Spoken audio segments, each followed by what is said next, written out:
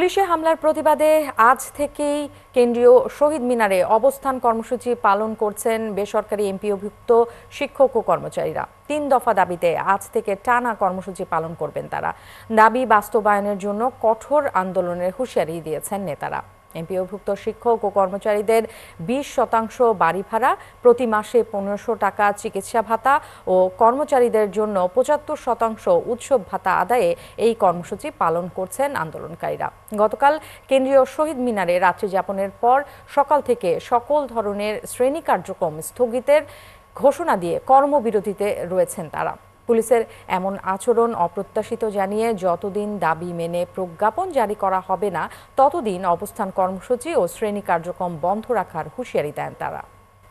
মাত্র ৫০০ টাকা এই বাড়ি ভাড়া বাড়িয়ে প্রজ্ঞাপন দিয়ে দেওয়া হলো এবং আমাদেরকে যেভাবে অপমান করা হলো সেই অপমানের প্রতিবাদে আমরা আজকে গতকালকে থেকে এখানে অবস্থান করছি এবং আমাদের লাগাতার কর্মসূচি চলতে থাকবে।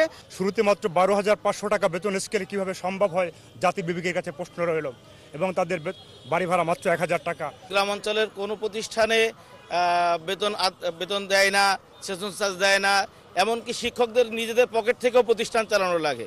সেক্ষেত্রে শিক্ষকরা প্রতিষ্ঠান চালাবে না নিজেরা চলবে? বাড়ি ভাড়া ২০%, আমাদের এটা ন্যায্য দাবি। সরকার আমাদেরকে ২০% বাড়ি ভাড়া দিয়ে দেখ। আমরা আমাদের শিক্ষক নেতাদের আদেশ অনুযায়ী আমরা কর্মবিরতি ত্যাগ করে আমরা শ্রেণীকক্ষে ফিরে যেতে চাই। পুলিশ অযথা আমাদের উপরে আসলে এইভাবে আক্রমণ চালায়, আমরা আসলে মর্মাহত। তারপরেও আমরা পিছপা হব না, আমরা অবশ্যই আন্দোলন চালিয়ে যাব। পুলিশ যেভাবে আমাদের শিক্ষকদের উপর হামলা, নির্যাতন, নিপীড়ন শুরু করছে, এই দেশে এটা কাম্য নয়। শিক্ষকদেরকে রাস্তায় ফেলে পেটাবে, এটা একটা সুষ্ঠু স্বাধীন দেশে এটা হতে পারে না। দর্শক, এই নিয়ে আরো খবর রাখছেন সহকর্মী সুফিয়ান ফারাবী, সরাসরি যুক্ত হচ্ছেন তিনি আমাদের সাথে।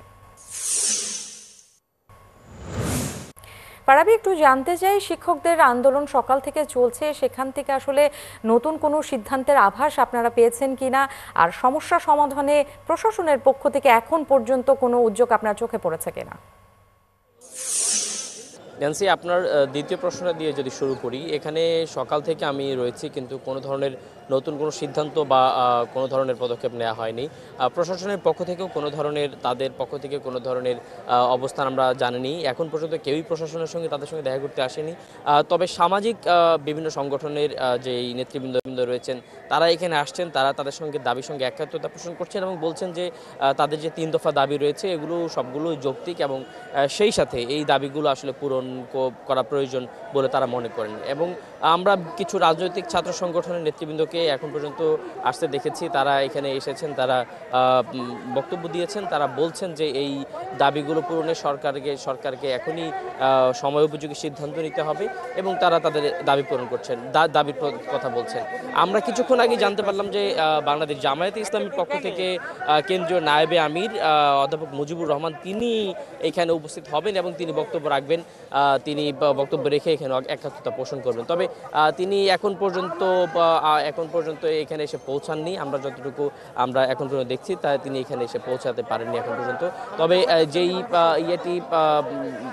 যেই বিক্ষোভ কর্মসূচি চলছিল, এই কর্মসূচিটা কিন্তু একটা আরও বড় হচ্ছে এবং ধীরে ধীরে এটা কিন্তু আরও জনপ্রিয় হয়ে উঠছে।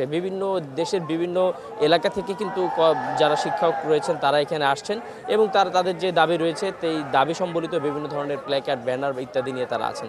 গতকাল রাতে তারা কেন্দ্রীয় শহীদ মিনারে তারা শুয়েছিলেন, গতকাল তারা এখানে রাত্রি যাপন করেছেন এবং সকাল থেকে তারা একই স্থানে তারা এখনও আছেন এবং তারা এখন পর্যন্ত তাদের যে সিদ্ধান্ত আমাদেরকে জানানো হয়েছে, তারা কোনো ক্রমেই আসলে প্রজ্ঞাপন যে তাদের যে ৩ দফা দাবি, এই দাবিগুলো পূরণ হওয়া ছাড়া তারা এই দাবিগুলো পূরণের আশ্বাস নয়, এই দাবিগুলো পূরণ করে একটা গ্যাজেট প্রকাশ ছাড়া আসলে তারা বাড়ি ফিরবেন না এবং তারা যে কোনো মূল্যে তাদের এই দাবি আসলে তারা বাস্তবায়ন করে তারপরে ঘরে ফিরবেন। এখন পর্যন্ত এমনটাই আমাদেরকে তাদের পক্ষ থেকে জানানো হয়েছে। জামাতের কেন্দ্রীয় নায়েবে আমির তিনি হয়তো কিছুক্ষণের মধ্যে এসে পৌঁছবেন এবং তিনি আসলে তারা হয়তো আরেকটু তাদের যে আন্দোলনের পক্ষের মতামত রয়েছে সেটি হয়তো আরেকটু শক্তিশালী হবে এবং সেই খবর নিশ্চয়ই আপনার মাধ্যমে আমরা দর্শকদেরকে জানাতে পারবো। ফারাবী, আপনাকে অনেক ধন্যবাদ। দর্শক, ফারাবী আমাদেরকে জানাচ্ছিলেন কেন্দ্রীয় শহীদ মিনারে যে শিক্ষকদের আন্দোলন চলছে সেই আন্দোলনের সবশেষ খবরাখবর। চলে যাচ্ছে পরের সংবাদে।